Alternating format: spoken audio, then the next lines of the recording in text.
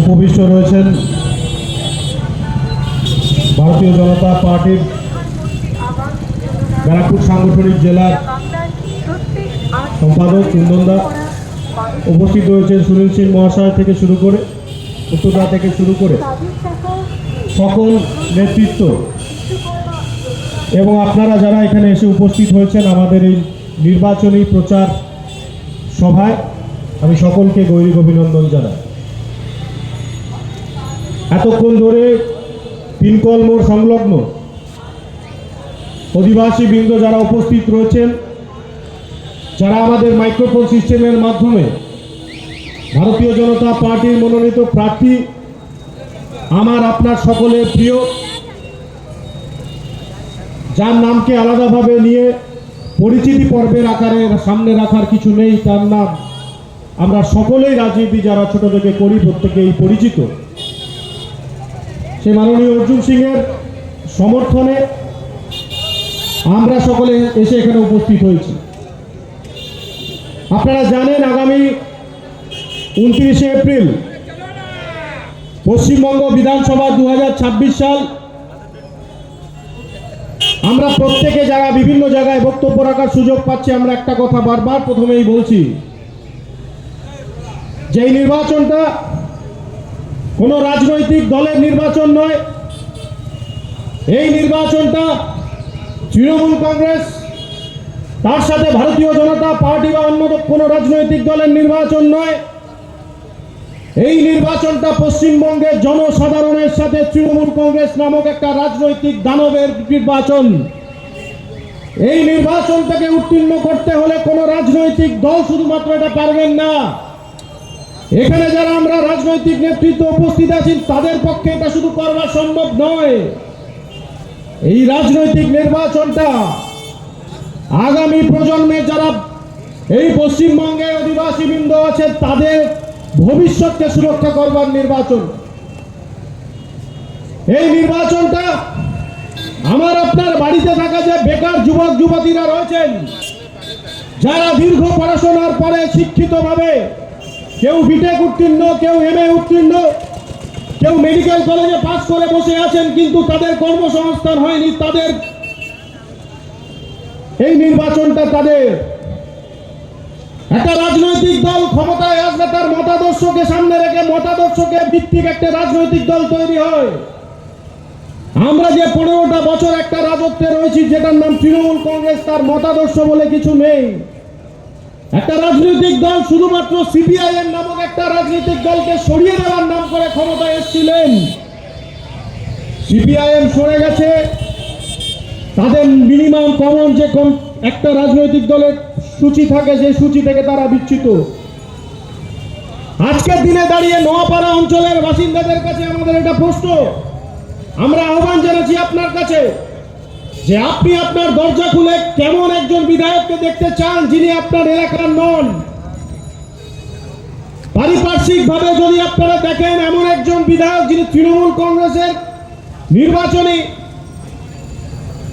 যারা নির্বাচনে দাঁড়িয়েছেন তার নাম আপনারা সকলেই জানেন। যিনি নির্বাচনে দাঁড়িয়েছেন, যে দুর্নীতি হয়েছে, যে শিক্ষা দুর্নীতি, সেই শিক্ষা দুর্নীতি নিয়ে পশ্চিমবঙ্গে যে বেহাল দশা আপনারা দেখেছেন।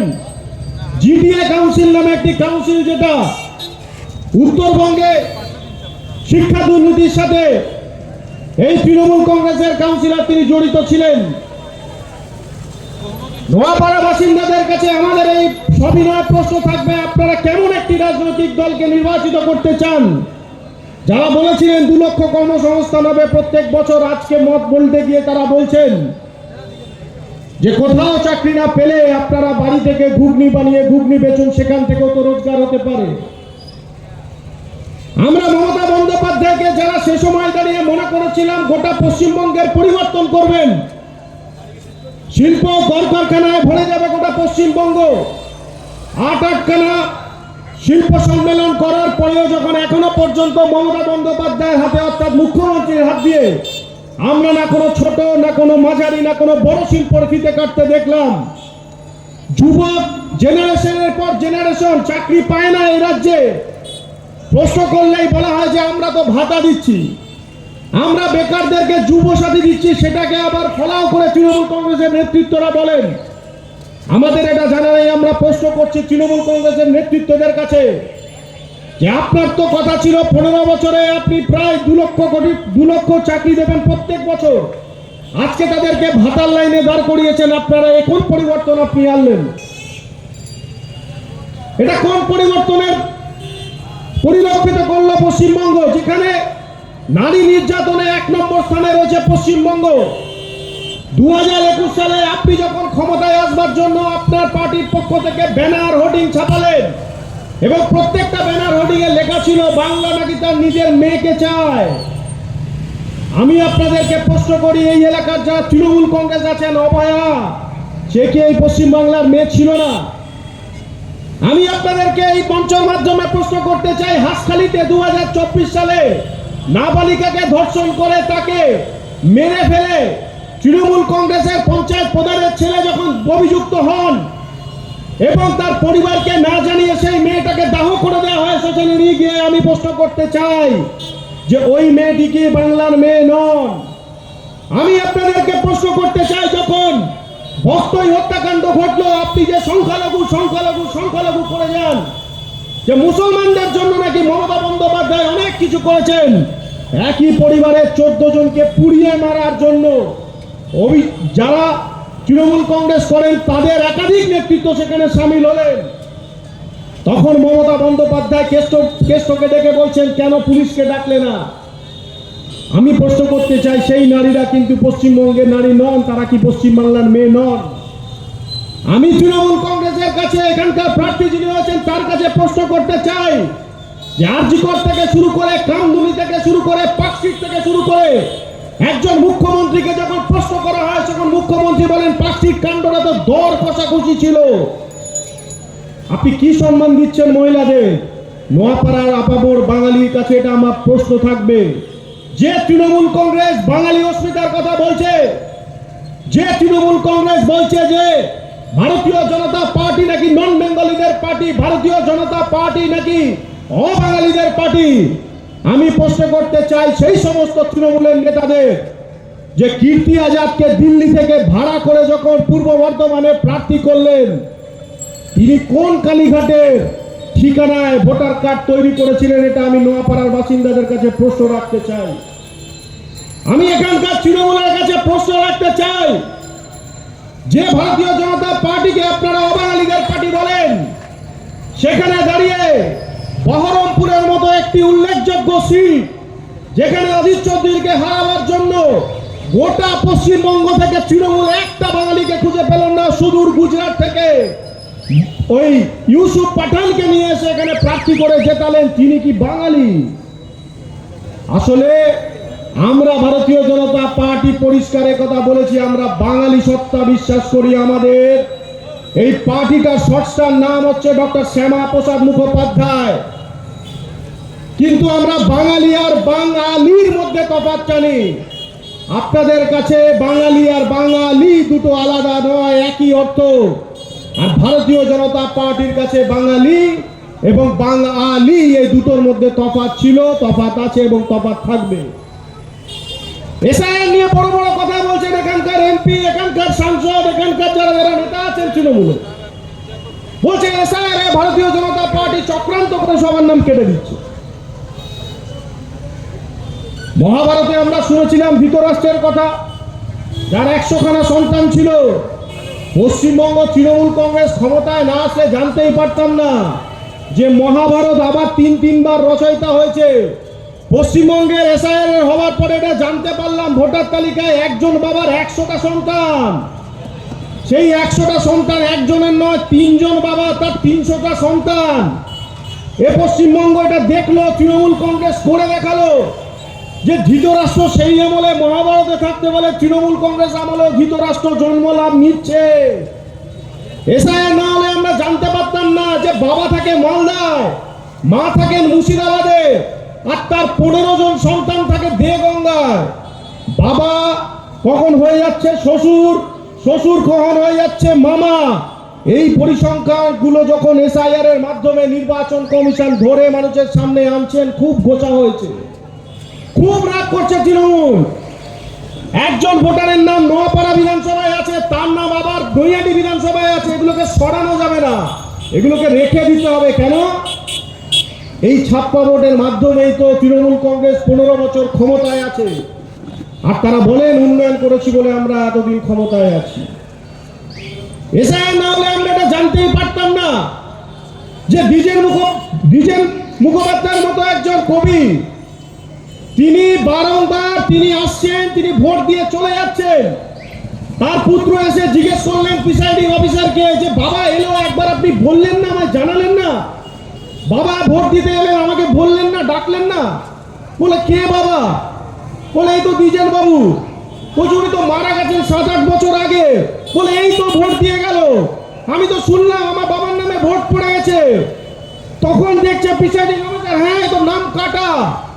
7 বছর আগে একজন মৃত ব্যক্তি, সেও এসে ভোট দিয়ে চলে যাচ্ছে। এগুলো ধরা যাবে না। কেন? তৃণমূল কংগ্রেস এই ভোটগুলোই তো করাতো। খুব ঘোষা হয়েছে। গতকাল একটি সংবাদপত্র চ্যানেলে দেখলাম এক তৃণমূল নেতা বা তার বাহিনী ভারতীয় জনতা পার্টির নির্বাচনী যে প্রচার, সেই প্রচারে বাধা দান করেছে, মারধর করেছে। শ্রবণ কেন্দ্র সম্ভবত ভুল না করলে তা সিআরপিএফ এর জওয়ানরা তাকে ডেকে পাঠিয়েছিলেন সেই তৃণমূল কংগ্রেসের নেতাকে এবং নেতৃত্বকে। তাকে প্রশ্ন করার পরে যখন ভিডিও দেখানো হলো, দেখা গেল সেই ব্যক্তি যিনি মারপিটটা করেছেন, ঝামেলা করেছেন। তারপর কেন্দ্রীয় বাহিনীর এক জওয়ান, তার অফিসার মহেন্দ্র সিং ধোনি যে হেলিকপ্টার শট মারত, সেই হেলিকপ্টার শট যেভাবে মুখের ওপর থাপড়া দিয়ে উল্টো হাতে মারলেন, তৃণমূল কংগ্রেস একেবারে চূর্ণ বিচূর্ণ হয়ে গেল। তারা বুঝতে পেরেছেন এবারের নির্বাচনটা প্রত্যেকবারের নির্বাচনের মতন হবে না। এবারের নির্বাচনটা যেটা হবে 100% বুথে সিসিটিভি ক্যামেরার মাধ্যমে হবে। আমরা এটা দাবি করেছি, আমাদের প্রার্থী বারংবার এটা দাবি করেছে যে শুধু নির্বাচনের কেন্দ্রে নয়, যেখানে কাউন্টিং হবে সেখানেও 100% জায়গায় যেখানে কাউন্টিং হবে সেখানে আপনাকে সিসিটিভি ক্যামেরা রাখতে হবে। কারণ ভোট ম্যানেজমেন্ট বা ভোট কুশলী বা সাইন্টিফিক রিগিং, এই তথ্যগুলো এই এলাকার যারা বামপন্থী আছে, ঘাপটি মেরে থাকেন, তারাই শিখিয়ে গেছিলেন তৃণমূলকে, এবং সেই পথে তৃণমূল কংগ্রেস আজকে হাঁটছে। আমরা কথায় কথায় একটা কথা বলি যে শুধুমাত্র ক্ষমতার পরিবর্তন হয়েছে। আগে ছিল লাল, এখন হয়েছে সবুজ। সিপিআইএম এর করে যাওয়া কাজ আজকের দিনে দাঁড়িয়ে তৃণমূল কংগ্রেস অতিবাহিত করে যাচ্ছে, পুনরাবৃত্তি ঘটিয়ে যাচ্ছে। জ্যোতি বসের একদম মেধাবী ছাত্রী হিসাবে মমতা বন্দ্যোপাধ্যায় যা যা করবার তাই করছেন। একটা সরকার, যে সরকারের কমন মিনিমাম প্রোগ্রামের মধ্যে পড়ে, মৌলিক কাজের মধ্যে পড়ে শিক্ষাদান করা। একটা সরকারের মৌলিক কাজ এটা, যে আপনাকে আপনার রাজ্যবাসীকে শিক্ষায় শিক্ষিত করতে হবে, তাদেরকে উচ্চশিক্ষিত শিক্ষিত করতে হবে। পার্থ চট্টোপাধ্যায় বলে একজন শিক্ষামন্ত্রী, তার বান্ধবীর খাটের তলা থেকে 50 কোটি উদ্ধার হলে পশ্চিমবঙ্গ এটা দেখল। খাদ্য দুর্নীতিতে জড়িত একজন ব্যক্তি, যার নাম বালু মল্লিক, তিনি অ্যারেস্ট হলেন, জেল খাটলেন, তাকেই আবার প্রার্থী করা হলো। আবার তৃণমূল কংগ্রেস বলে যে আমরা জিরো টলারেন্সে বিশ্বাস করি। মমতা বন্দ্যোপাধ্যায় আজকে প্রত্যেকটা সভাতে যেখানে যেখানে যাচ্ছেন তিনি বলছেন আবার একই কথা, যে 294টা কেন্দ্রে নাকি আমি প্রার্থী, আমি 294টা কেন্দ্রে প্রার্থী, আমাকে দেখে ভোট দিন। দিদি খুব ভালো, আপনার কথা আমরা বিশ্বাস করলাম। তাহলে একটা প্রশ্ন জাগে, যে উত্তর আপনাকে দিতে হবে। এই মঞ্চ থেকে আপনার কাছে প্রশ্ন ছুড়ে দিই, যখন 294টা প্রার্থী আপনি, তাহলে পার্থ চট্টোপাধ্যায় দুর্নীতির সাথে যখন যুক্ত হলেন তখন তিনি শিক্ষামন্ত্রী রয়েছেন, তিনি বেহালা পশ্চিমের বিধায়ক ছিলেন। তাহলে প্রার্থী যখন 294টায় আপনি, তাহলে তার দুর্নীতির দায় আপনার হবে না কেন?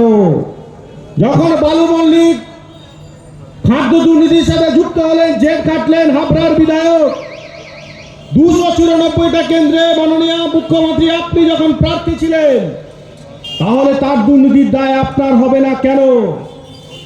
যখন একাধিক নেতৃত্ব আপনার কোনো না কোনো দুর্নীতির সাথে, পাড়ার পাচুদা থেকে শুরু করে ওদিকে এমপি পর্যন্ত সবাই দুর্নীতিতে লিপ্ত হচ্ছেন, তখন আপনি বলছেন দল এর সাথে যুক্ত নয়, দল এই ব্যাপারে কিছু জানে না, ব্যক্তিগতভাবে তিনি দুর্নীতি করেছেন, এই বিচারিতা কেন, এটা প্রশ্ন করছি আপনাকে, আমরা উত্তর দেবেন। আমরা বলছি সুশাসনের কথা। ভারতীয় জনতা পার্টি পরিষ্কার কথা বলেছে, আমরা লক্ষ্মীর ভান্ডারের বিরুদ্ধে নই। কারণ সরকারি প্রকল্পের বিরুদ্ধে আমরা কোনোদিন হতে পারি না। কারণ তৃণমূল কংগ্রেসের পৈতৃক সম্পত্তি নয় যে টাকাটা বাড়ি থেকে এনে দিচ্ছে। এখানে যারা ব্যবসাদার আছেন, যারা রোজ আনছেন, রোজ খাচ্ছেন, তারা যে ট্যাক্স পে করছেন সরকারকে, তার পরিধান হিসেবে, তার প্রতিদান হিসেবে তারা লক্ষ্মীর ভান্ডার দিচ্ছেন। কোনো দয়া করছেন না, আপনারা 100 বার নেবেন। কিন্তু যখন লক্ষ্মীর ভান্ডার নেবেন এবং লক্ষ্মীর ভান্ডারের টাকাটা ঢুকলে মা বোনেরা যখন খুশি হচ্ছেন, বাড়ির চৌকাঠটা যখন পেরোচ্ছেন লক্ষ্মীর ভান্ডার আনতে, পিছন ফিরে একবার তাকিয়ে দেখবেন আপনার বাড়িতে একজন বেকার যুবক ফ্যাল করে আপনার দিকে তাকিয়ে বলছে, মা লক্ষ্মীর ভান্ডারের নামে তুমি যেটা নিচ্ছ নাও, কিন্তু এই 1,500 টাকার জায়গায় 30,000 টাকার চাকরিটা আমি পেতে পারতাম, যেটা এই তৃণমূল কংগ্রেস আমাকে পেতে দেয়নি। এই বিরোধিতা করবার জন্যই আমরা সুশাসনের কথা বলছি। আমরা এটা প্রকাশ্যে বলেছি, আমরা আমাদের সংকল্প পত্রে এটা বলেছি, 1,500 টাকার যে লক্ষ্মীর ভান্ডার, সেটা অন্নপূর্ণা ভান্ডারের নামে আমরা 3,000 টাকা করে মা বোনদেরকে দেবো, এটা পরিষ্কার কথা। কিন্তু তার সাথে আমরা যেটা বলেছি, মহিলা সশক্তিকরণের মাধ্যমে পুলিশ কনস্টেবলের যে নিযুক্তিকরণ দীর্ঘকাল ধরে বন্ধ রয়েছে, ভারতীয় জনতা পার্টি ক্ষমতায় আসলে সেটা পুলিশ কনস্টেবলের পোস্টের জন্য মহিলাদেরকে সেখানে নিযুক্তকরণ করবার কাজ করা হবে, শুধু ভাতা নয়। আমরা এটা পরিষ্কার বলেছি, 45 দিনের মধ্যে ভারতীয় জনতা পার্টির সরকার হলে 45 দিনের মধ্যে 7 পে কমিশন এখানে লাগু হবে এবং কেন্দ্রীয় সরকারের সাথে রাজ্য সরকারের যে কেন্দ্রীয় হারে ডিএ বাকি আছে সেটা সম্পন্ন করার কাজ করা হবে এবং বেতনের যে ফারাক আছে সেটাকে মিটিয়ে দেওয়ার কাজ হবে। আমরা পরিষ্কার এটা বলেছি যে যারা বেকার ভাতা পাচ্ছেন তারা 100 বার পাবেন, 1,500 টাকাটা 3,000 হবে। কিন্তু তার সাথে নতুন কর্মসংস্থান তৈরি করার কাজটাও ভারতীয় জনতা পার্টি সরকার করবেন প্রথম ক্যাবিনেট মিটিং এর মধ্যে দিয়ে। আমরা 26,000 শিক্ষক শিক্ষিকা যারা চাকরি থেকে বিতাড়িত হলেন, এই তৃণমূল কংগ্রেস নামক রাজনৈতিক দল এবং তার নেতৃত্ব যারা টাকা খেয়ে চাকরি দিয়েছিলেন হাইকোর্টে এবং সুপ্রিম কোর্টের মাধ্যমে বাতিল হলো, এই সময় গেলে দাঁড়িয়ে যাদের বয়স পেরিয়ে গেছে, ভারতীয় জনতা পার্টি সরকার হলে আমরা প্রকাশ্যে এটা ঘোষণা করেছি তাদেরকে 5 বছর এক্সেস দেওয়া হবে, তারা যাতে ওই চাকরি পুনরুদ্ধার করতে পারেন এবং কেস যেটা চলছে সেটাকে সুষ্ঠুভাবে সম্পন্ন করবার জন্য দোষীদেরকে শাস্তি করিয়ে তাদেরকে জেল কাটানোর কাজ করিয়ে আমরা তাদের চাকরি ফিরিয়ে দেওয়ার কাজ করবো, এটা আমরা পরিষ্কার বলেছি। মহিলাদেরকে নিজের নির্ভরশীলতার জন্য আমরা যেটা গোটা পশ্চিমবঙ্গের বাইরে যে যে স্টেটে যে রাজ্যে ভারতীয় জনতা পার্টির সরকার আছে সেখানে লাডলি ব্যাংক যোজনা আমাদের চালু আছে। আমরা 1 লক্ষ টাকা করে বিনা কোনো গ্যারেন্টিতে মহিলাদেরকে তাদের কাজ করবার জন্য, বিজনেস বা ব্যবসা করবার জন্য তুলে দেব, যাতে তারা নিজেদের কাজটা নিজে করতে পারেন। মমতা বন্দ্যোপাধ্যায় বলেছিলেন যে 400 একর ফিরিয়ে দেবো, 600 একরে শিল্প করব আমি। আজকের দিনে দাঁড়িয়ে আপনি সিঙ্গুরে চলে যান, সেখানে না শিল্প হয়েছে না কোনো কৃষি হয়েছে। গোটা পশ্চিমবঙ্গ জুড়ে গোটা 15টা বছর ধরে একটা রাজ্য সরকার মিথ্যার ওপর দাঁড়িয়ে জনগণকে ভুল প্রমাণ করতে চেয়েছে এবং জনগণকে ভুল করিয়েছে। খুব বেশি কথা দীর্ঘায়িত করবেন, অনেকে আছেন বলবেন, অর্জুন দাও চলে আসবেন কিছুক্ষণের মধ্যে। একটা খুব গুরুত্বপূর্ণ বিষয় নোয়াপাড়া বাসিন্দাদের জানা উচিত, হয়তো আপনারা জানেন, এই টিকিট অ্যানাউন্সমেন্ট ঘোষণার পরবর্তীকাল থেকে এটা চলেছিল। তৃণমূল কংগ্রেস যখন তাদের প্রার্থী ঘোষণা করলেন, তারপর যখন ভারতীয় জনতা পার্টি তাদের প্রার্থী অর্জুন দাকে ঘোষণা করলেন, তৃণমূল কংগ্রেস একটা শুরু করেছিল প্রচার, ওই এক প্যাটার্ন 2001 সাল থেকে যে প্যাটার্ন চলছে যে বিকাশ বসুর হত্যার জন্য অর্জুন সিং দায়ী। তো অর্জুন দা নিজের বক্তব্যে বহুবার বলেছে যে 2001 থেকে আজকে 2026 সাল, 15টা বছর তৃণমূলের সরকার, এখনো পর্যন্ত তাকে অ্যারেস্ট করা হলো না কেন, কোথায়? সব থেকে উল্লেখযোগ্য বিষয় আমি ধন্যবাদ জানাবো প্রয়াত বিকাশ বসুর স্ত্রী, আপনাদের প্রাক্তন বিধায়িকা, তিনি প্রকাশ্য এটা উল্লেখ করেছেন, তিনি এটা বলেছেন মিডিয়ার সামনে যে মমতা বন্দ্যোপাধ্যায় কথা তাকে বলেছিলেন যে বিকাশ বোস হত্যাকাণ্ডের জন্য অর্জুন সিং দায়ী ছিলেন না, এটা তাকে বলবানো হতো, কারণ অর্জুন সিংকে ব্যাকফুটে রাখবার জন্য। এটা আমরা বলছি না, ভারতীয় জনতা পার্টির কোন কর্মী বলছেন না। বিকাশ বসু স্ত্রী মাননীয়া মঞ্জু দেবী তিনি এটা প্রকাশ্যে গত 10 দিন আগে প্রকাশ্যে এই কথা তিনি বলেছেন। তাই পার্থ ভৌমিক থেকে শুরু করে অন্যান্য নেতৃবর্গ তারা কি বলবেন তার পাল্টা এখন বুঝতে পারছেন না, কারণ প্রশাসনটা তো তাদের হাতে। এই মিথ্যা প্রচার দীর্ঘকাল ধরে নোয়াপাড়াবাসীকে খেয়ে বেরিয়েছে। নোয়াপাড়ার যারা আপামর বাঙালি তারা এটা বুঝতে শিখুন যে নাট্যকার হলেই সে ভদ্র হবে, আর পলিটিশিয়ান হলেই যে সে ক্রিমিনাল হবে এটা হতে পারে না। অন্তরের ভেতরে কি আছে সেটা একমাত্র তার কার্যপ্রণালী দেখলেই বোঝা যায়। যিনি বলেছিলেন সংসদ হওয়ার পর ব্যারাকপুরকে গুন্ডা মুক্ত করে দেব, তার রাজত্বে সব থেকে বেশি খুন 2024-এর পর 2026 সাল পর্যন্ত এই 2 বছরে এই সংসদের নেতৃত্বে থাকার সময় এই ব্যারাকপুর শিল্পাঞ্চলে হয়েছে। ব্যারাকপুর শিল্পাঞ্চলে যে খুনগুলো হয়েছে প্রত্যেকটা প্রকাশ্য দিবালোকে হয়েছে। ভাটপাড়ায় চায়ের দোকানে খুন থেকে শুরু করে, টিটাগড় থেকে শুরু করে, বীজপুর থেকে শুরু করে নৈহাটি প্রত্যেকটা জায়গাতে খুন হয়েছে। আমরা গুন্ডা মুক্ত সংসদ চেয়ে গিয়ে হঠাৎ দেখলাম গুন্ডা যুক্ত সংসদ পেলাম। আর অর্জুন সিং থাকাকালীন যখন দিন হোক রাত হোক, রাত 12টা হোক রাত 1টা হোক, যখন আপনি ফোন করছেন তার পিএ কোনো ফোন ধরছেন না, তিনি ব্যক্তিগত স্তরে আপনার ফোনটা ধরছেন। এবং আমি বিশ্বাস করি নোয়াপাড়ার বিধায়ক নির্বাচিত হয়ে যাওয়ার পর অর্জুন সিং একই কাজ করবেন। ভাটপাড়াটা তার প্রথম বাড়ি হলে দ্বিতীয় বাড়ি হবে নোয়াপাড়া, এটা আমার বলতে কোনো দ্বিধা থাকবে না। আপনাদের এখানকার এই রাস্তা ধরে সোজা চলে গেলে একদম গঙ্গার ওখানে পৌঁছে যাব আমরা। গঙ্গা ভাঙন নিয়ে তৃণমূল কংগ্রেস অনেক বড় বড় কথা বলে, গঙ্গাকে ভেঙে ভেঙে টুকরো করে মাটি কাটার কাজটা তো তৃণমূল কংগ্রেস করেছে। এখানে কুন্দনদা বসে আছে, আমি দেখেছিলাম ওনার 2-3টে বড় আন্দোলন, এখানে বলতে কোনো দ্বিধা নেই। এই গঙ্গার মাটিকে হরপ করা, গঙ্গা থেকে মাটি তুলে নেওয়া, এর যে সিন্ডিকেটে রাজের মাধ্যমে যে টাকাগুলো কার কাছে যাচ্ছে গোটা পশ্চিমবঙ্গে, গোটা নোয়াপাড়ার মানুষ জানেন। নৈহাটি থেকে শুরু করে, বীজপুর থেকে শুরু করে ব্যারাকপুর পর্যন্ত এই সিন্ডিকেটের কে মালিক আমরা খুব ভালো করে সেটা জানি। যে কটা ফেরিঘাট আছে প্রত্যেকটা ফেরিঘাটে চলে যান, আগে টিকিটের দাম কত ছিল, এখন টিকিটের দাম কত হয়েছে সেটা একবার চেক করে দেখুন নোয়াপাড়াবাসী। এবং সেই টাকা ব্ল্যাক হয়ে কার পকেটে গিয়ে পৌঁছচ্ছে আমরা সকলেই জানি, কারণ দোলা দিয়ে আমাদেরকে এটা বলেছেন। তৃণমূল কংগ্রেসের এমপি রাজ্যসভার দোলা সেন বলেছেন যা কামাবে 75% তৃণমূল কংগ্রেসের দপ্তরে পাঠাতে হবে, 25% নিজের কাছে রাখতে হবে। এটা বিজেপি বলেনি। পরিবেশ হত্যার, এনভায়রনমেন্টের হত্যার যদি সব থেকে বড় নায়ক কেউ হয়ে থাকে তার নাম তৃণমূল কংগ্রেস, এটা নোয়াপাড়া বাসিন্দাদের বুঝতে হবে। আপনি নর্থ বেঙ্গলে চলে যান, একাধিক বড় জঙ্গল সেগুলোকে পুড়িয়ে দিয়ে ছাড়খাড় করে সেখানে বড় বড় রিসর্ট তৈরি করছেন কোন নেতা? এই ব্যারাকপুর সাব ডিভিশনের কোন নেতা? নাটাবাড়িতে রিসর্ট হয়েছে বড়, জানে না কেউ? সকলেই জানে। সততার প্রতীক বলা একটা রাজনৈতিক দলের নেত্রী আজকে দেয়াল লিখনে আর হাওয়াই চটির ওই সততার প্রতীক লিখতে পারে না, কারণ তারাও জানে এটা সৎ নয়। শেষ করার আগে আপনাদের কাছে একটাই অনুরোধ, ভারতীয় জনতা পার্টি আজ হেরে গেলে আমাদের কিছু কর্মী ঘর ছাড়া আগে হয়েছে, আজও হবে। আমাদের কর্মীরা ব্যবসা করতে পারেনি, আগে পারেনি, আজও পারবে না। আমাদের কর্মীদেরকে মিথ্যা কেসে ফাঁসানো হয়েছিল, আবার ফাঁসানো হবে। আমাদের কর্মীদেরকে এলাকা ছাড়া করা হয়েছিল, আজও করা হবে। সেসব আমরা সয়ে নিতে পারবো। আবার আমরা নতুন করে পার্টি করব, পার্টির ঝান্ডা কাঁধে তুলে নেব।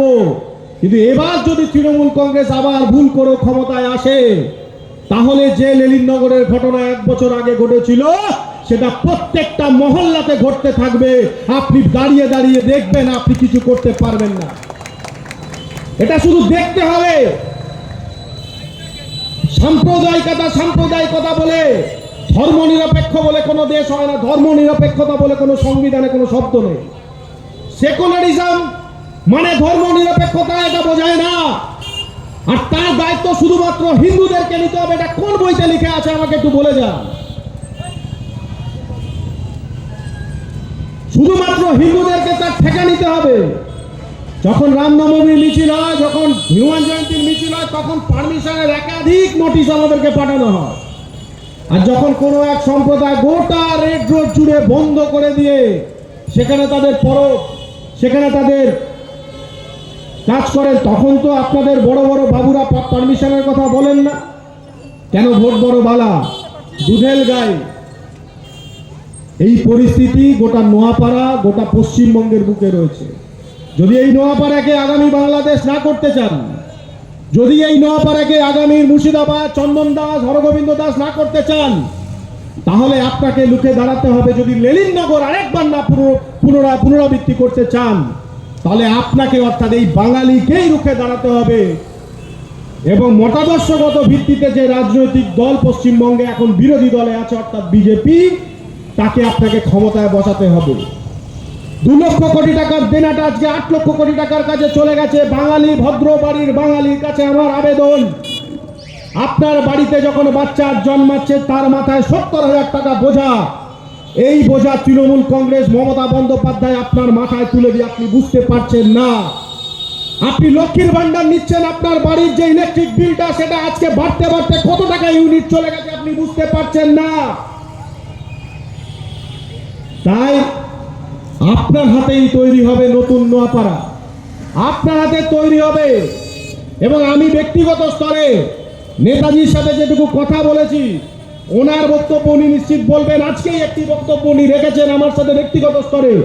নোয়াপাড়ার এমন কিছু অঞ্চল আছে যেখানে ইন্ডাস্ট্রি করে নেওয়ার মতো অবস্থায় রয়েছে, শিউলি মোহনপুরের মতো। যদি নোয়াপাড়াতে ভালো ইন্ডাস্ট্রি আসে, আপনার গারুলিয়ার ছেলেমেয়েরা, পড়াশোনা জানা শিক্ষিত বেকাররা, তারা ওখানে চাকরি পাবে, যে কোনো কারখানায় হোক। এই মানুষটা যিনি দাঁড়িয়েছেন আপনার এখানে, তিনি, তার দীর্ঘ ইতিহাস আছে, তার পৈতৃক অবস্থা থেকে তিনি শ্রমিক সংগঠন করে আসা লোক, শ্রমিকদের ব্যথা তিনি বোঝেন, যার জন্য গোটা বাড়িটার নাম আছে মজদুর ভবন।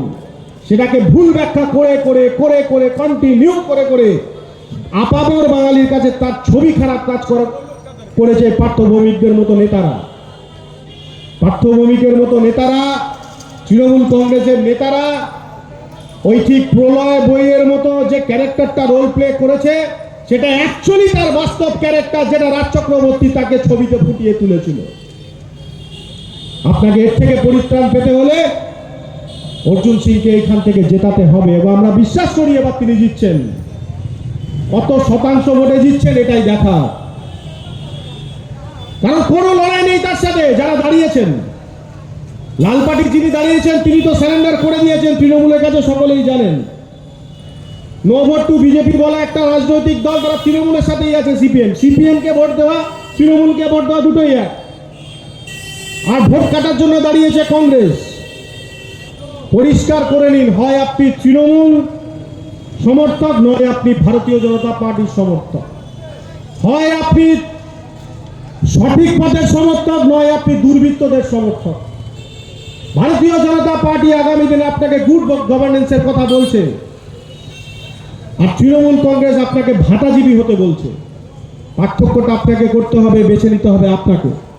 আর ইয়ং জেনজি যারা আছেন, আমি তাদের কাছে অনুরোধ করব, যারা 18 থেকে 25 বছর বয়সী ভাইরা আমার রয়েছেন, যারা এখানে এসছেন বা যারা আসেননি, পাড়ার পাড়ায়, মোড়ে মোড়ে, আপনাদের স্কুলে, কলেজে, প্রত্যেককে এটা বোঝানোর প্রয়োজন আছে। নেপালের যে গভর্নমেন্ট তৈরি হয়েছে, তার প্রধানমন্ত্রী একজন র্যাপার। নেপালের যিনি স্বরাষ্ট্রমন্ত্রী, তিনি একজন ডিজে। তাকে পাঞ্জাবি পায়জামা পরে টুপি লাগাতে হয়নি। তিনি ভিআইপি কালচার শেষ করে দিয়েছেন। কোনো ভিআইপি কালচার নেপালে নেই। কথাটা কেন উল্লেখিত করলাম? যুব সমাজ যেদিনকে পরিবর্তনের রাস্তায় নামবে, কারোর বাপের ক্ষমতা নেই সেই পরিবর্তন আটকায়।